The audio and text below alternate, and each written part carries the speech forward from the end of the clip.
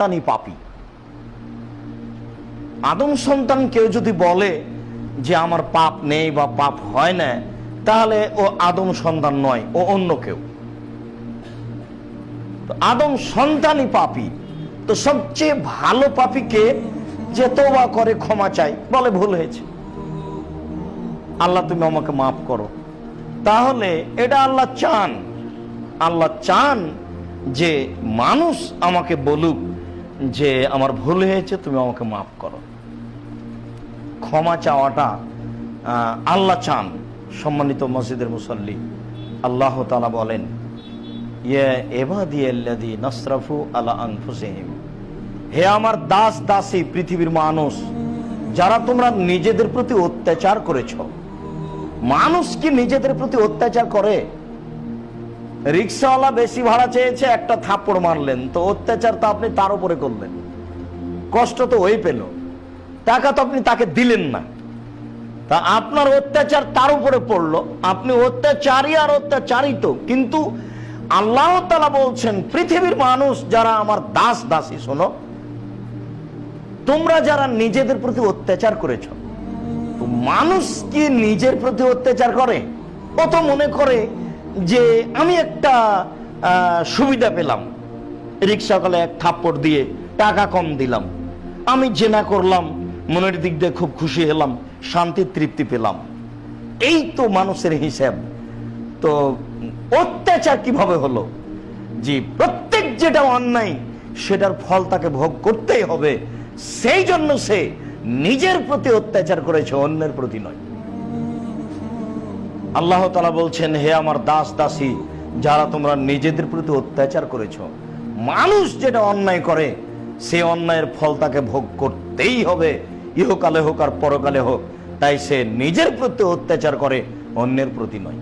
কিন্তু বাস্তবে মনে করে যে আমি কারো প্রতি করলাম, আর যার উপরে করা হলো সেও মনে করে যে আমার উপরে করলো, কিন্তু ফল যেহেতু তাকেই ভোগ করতে হবে, কাজেই আল্লাহ তাআলা শত জায়গাতে বলছেন যে তুমি নিজের প্রতি অত্যাচার করেছো। দুইজন মারামারি করছে, একজন মুসলিম একজন অমুসলিম। মুসা আলাইহিস সালাম রাস্তা দিয়ে হেঁটে যাচ্ছেন, দেখলেন মারামারি করছে। তিনি মুসলমানের দিকে হয়ে, পক্ষে হয়ে বললেই চলে, ওকে এক থাপ্পড় লাগিয়ে দিলেন। এক থাপ্পড় লাগাতে লোকটা মারা গেল। মুসা তো বেকায়দায় পড়ে গেলেন।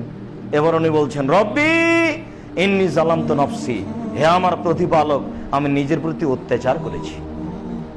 কি হলো তাহলে? অত্যাচার কি নিজের উপরে করেছেন না লোকটাকে মেরেছেন? হে আমার প্রতিপালক, আমি আমার প্রতি অত্যাচার করেছি, তুমি আমাকে মাফ করো।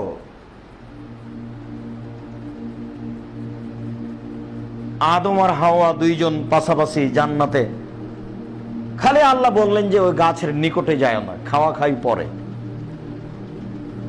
গাছের ফল খায় না, নিকটে যায় না। কথা শেষ হতে না হতেই ইবলিস এসে বলছে, আমি খুব সুন্দর উত্তম উপদেশদাতা, আমার কথা শোনেন। দেখেন, আসলে আল্লাহ আপনাকে এখানে রাখবেন না, এইগুলো এই জন্য বলছেন, খেতে দিবেন না। আমি উত্তম উপদেশদাতা, আমার কথা শোনেন, ফল খান। তারপরে হারিয়ে যায়। আদম হাওয়া দুইজন স্বামী স্ত্রী, আর তো কেউ নাই। বলা বলি করে, ব্যাপারটা কি, কি করা যায়। একটু পরে আবার এসে বলে যে আমি উত্তম উপদেশদাতা, আসে যাই আসে যাই। এটা শয়তানের কাজ। আল্লাহ যে তাকে কত পাওয়ার দিয়েছেন বেহিসাব, আবার কিয়ামত পর্যন্ত। তো বলার এক ফাঁকে খেয়ে ফেলেছেন। এখন আল্লাহ বলছেন, না আমি তো না করলাম, তুমি খেলে যে। তখন দুজনই বলছেন, রব্বানা যালামনা আনফুসানা, হে আমাদের প্রতিপালক, আমরা নিজেদের প্রতি অত্যাচার করেছি। অত্যাচার অমান্য তো করা হলো আল্লাহর আদেশকে, অত্যাচার আল্লাহর উপরে গিয়ে পড়বে, কিন্তু অত্যাচারের ফল নিজের উপরে বলছেন। তার মানে এই অত্যাচারের ফল তাকেই ভোগ করতে হবে। এই কথাই আল্লাহ তাআলা বলছেন, হে পৃথিবীর দাস দাসী, যারা নিজের প্রতি অত্যাচার করেছো, পাপ করেছো, লা তাকনাতু মির রাহমাতিল্লাহ, তোমরা আল্লাহর রহমত থেকে নিরাশা হয় না। পাপের কারণে নিরাশা হওয়ার কিছু নেই,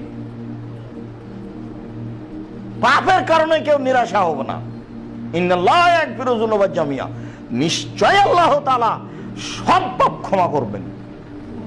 অচিরেই ক্ষমা করবেন এ কথা নয়, আর কিছু ক্ষমা করবেন এ কথা নয়, নিশ্চয় আল্লাহ তাআলা সব পাপ ক্ষমা করবেন। ক্ষমা করার জন্য প্রতীক্ষমান রয়েছে।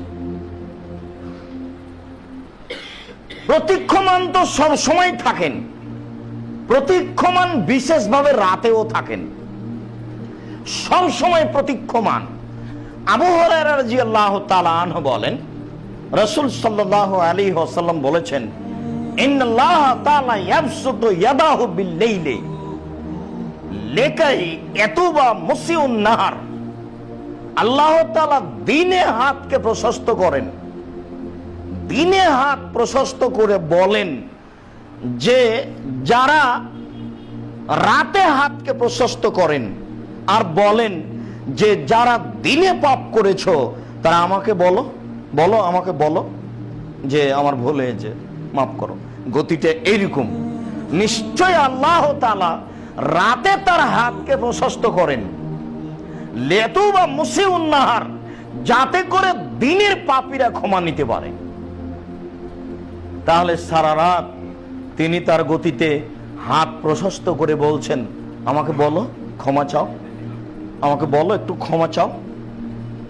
ওয়া ইয়াবসুতু ইয়াদাহু বিন-নাহারি লিয়াতুবা মুসিউল লাইলি, আবার তিনি রাতে হাত প্রশস্ত করেন আর বলেন যারা তোমরা দিনে পাপ করেছো তারা আমাকে একটু বলো, বলো আস্তাগফিরুল্লাহ ওয়া আতুবু ইলাইহি, আল্লাহ তোমার কাছে ক্ষমা চাচ্ছি, তোমার কাছে ফিরে যেতে চাই, বলো একটু।